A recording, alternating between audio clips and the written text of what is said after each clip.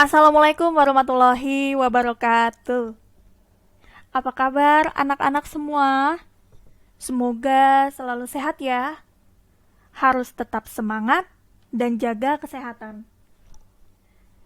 Jumpa lagi dengan Ibu Della Marliasari dalam pembahasan kita kali ini mengenai zat aditif. Berikut ini adalah kompetensi dasar dan IPK. IPK itu adalah indikator pencapaian kompetensi, di mana kompetensi dasar kita itu ada pengetahuan dan keterampilan ya, dengan indikator di masing-masing dari kompetensi dasar.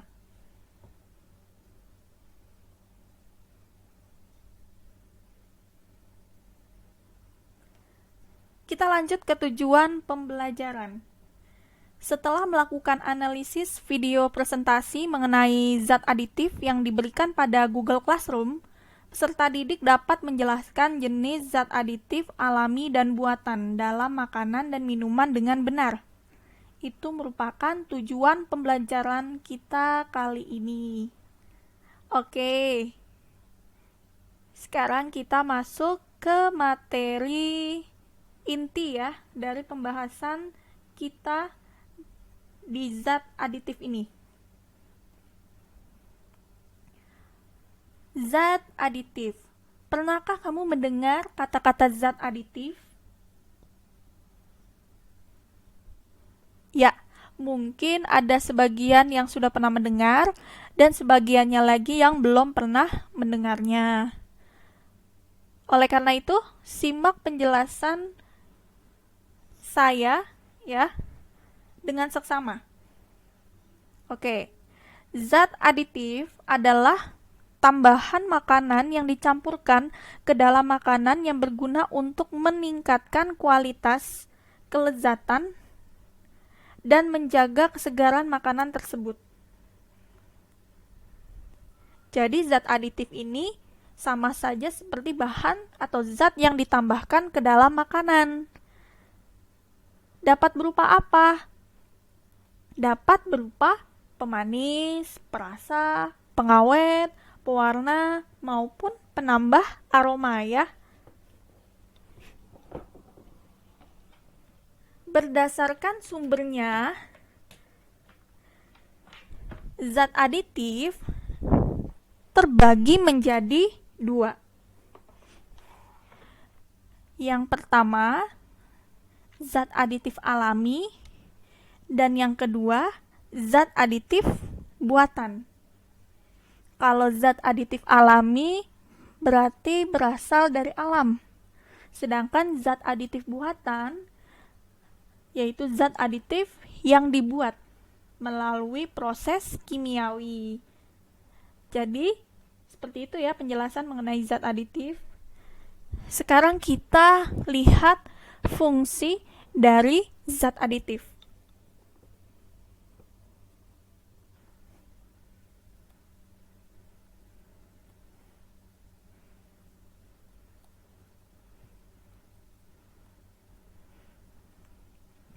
Oke, ini dia fungsi dari zat aditif ya. Yang pertama, meningkatkan kandungan gizi makanan. Jadi zat aditif ini ditambahkan ke dalam makanan ya, untuk menambah gizi dari makanan atau minuman tersebut. Kemudian yang kedua, menjaga kualitas dan tekstur pada makanan.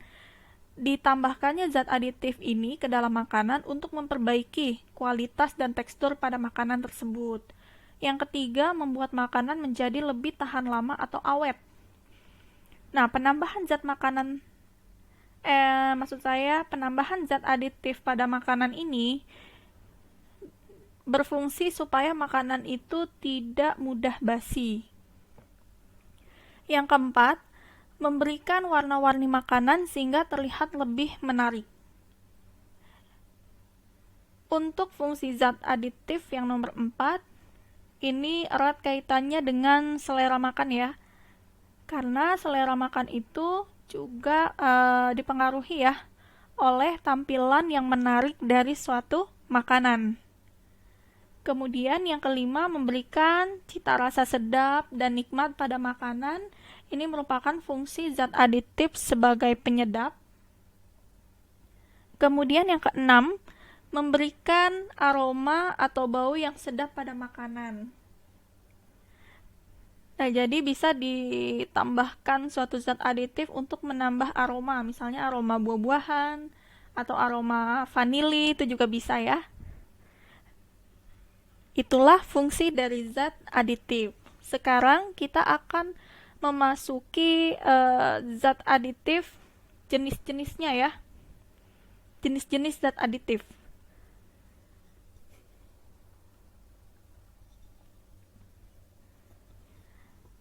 Oke, zat aditif yang pertama itu ada zat pewarna ya. Kemudian ada zat pengawet, zat penyedap, zat pemanis, zat antioksidan, dan juga zat penambah nutrisi. Saya akan bahas satu persatu, dimulai dari yang pertama yaitu zat pewarna ya. Kita ke slide selanjutnya.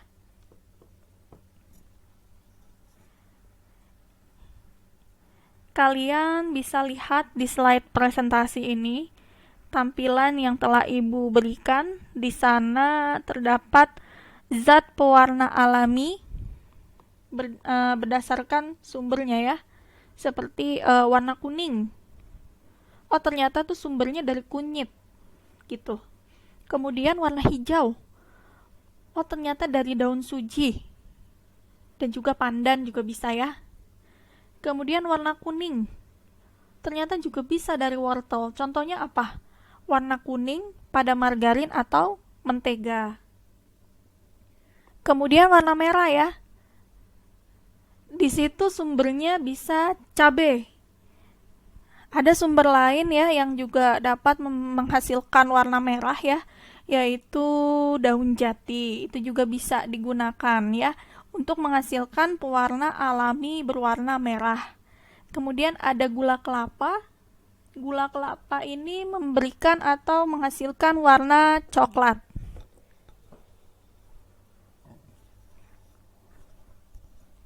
Jika kamu perhatikan, semua bahan atau sumber dari pewarna alami ini merupakan bersumber dari alam. Ya. Nah, sekarang kita lihat zat pewarna buatan atau sintetis.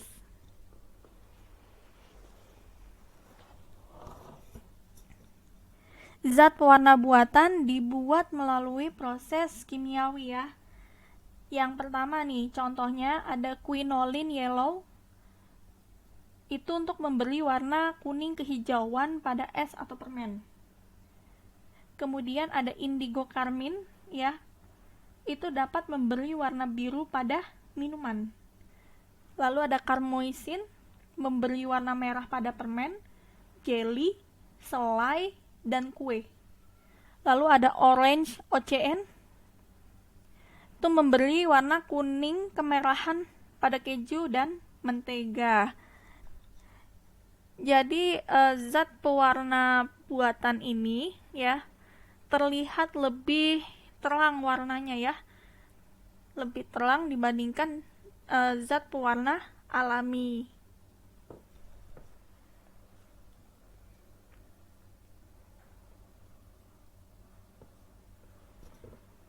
Dalam penggunaan pewarna sintetis pada makanan, ini harus mendapatkan pengawasan yang ketat ya. Karena disinyalir ada bahan pewarna yang dapat menimbulkan efek kesehatan pada manusia. Seperti itu, ya.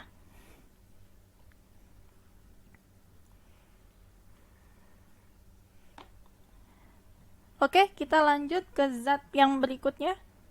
Ada zat pengawet di sini. Zat pengawet itu ada alami dan buatan. Yang sumbernya alami itu ada garam dapur, gula tebu, gula merah, kunyit ya. Itu merupakan zat pengawet alami. Sedangkan yang buatan itu ada natrium benzoat, asam benzoat ya. Keduanya itu biasa digunakan untuk mengawetkan minuman segar ya. Kemudian ada natrium nitrit, itu biasa digunakan untuk mengawetkan daging agar tampak lebih segar ya. Itu menggunakan natrium nitrit. Lalu ada asam tartrat, ada asam propionat, dan juga ada asam sorbat. Itulah penjelasan mengenai zat pengawet. Kemudian kita ke slide selanjutnya.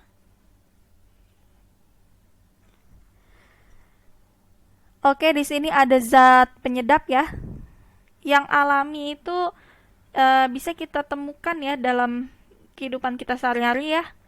Yang biasa digunakan juga untuk memasak seperti gula, garam, bawang, merica, jahe, lengkuas, atau bumbu-bumbu dapur yang bertujuan untuk sebagai zat penyedap dalam masakan.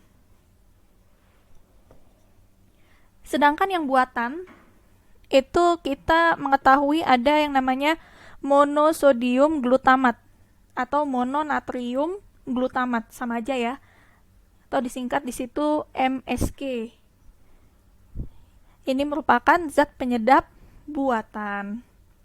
Fungsinya sama untuk membuat makanan terasa lebih sedap, seperti itu. Kita lanjut lagi ya ke slide presentasi berikutnya.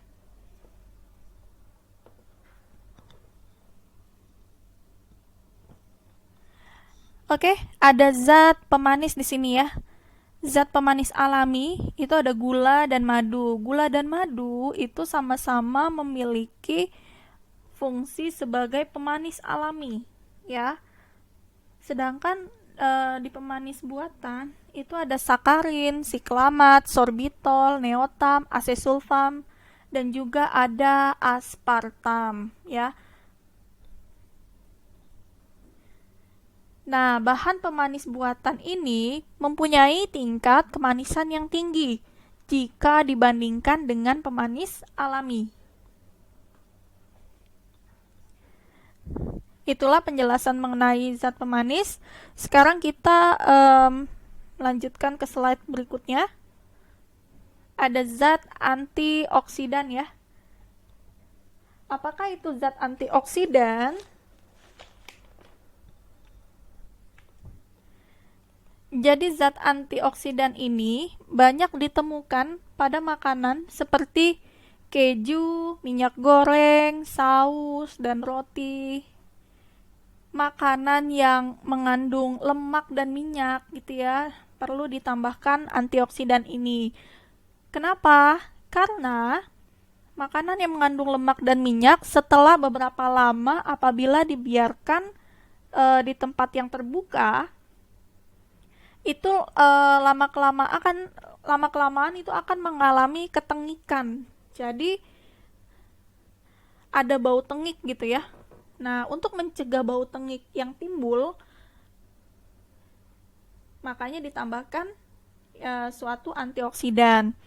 Secara alami itu ada vitamin C, vitamin E, dan lecithin. Sedangkan yang buatan itu ada BHA, ada BHT juga. Jadi ada dua, ada yang pertama tuh BHA, yang kedua tuh BHT. BHA itu adalah butylated hidroksyanisol, sedangkan BHT itu butylated hidroksitoluena. Itulah penjelasan mengenai zat antioksidan. Sekarang kita ke slide berikutnya mengenai zat penambah nutrisi. Sesuai dengan judulnya ya, penambah nutrisi. Berarti ditambahkan bahan aditif untuk memenuhi kebutuhan zat-zat tertentu yang kurang pada suatu makanan. Misalnya ya, kayak nih penambahan vitamin D dan kalsium pada susu, lalu penambahan vitamin B1 pada beras, dan juga penambahan vitamin C pada minuman atau jus gitu ya. Nah, itu adalah fungsi dari penambahan nutrisi. Kita lanjut lagi. Dampak penggunaan dari zat aditif.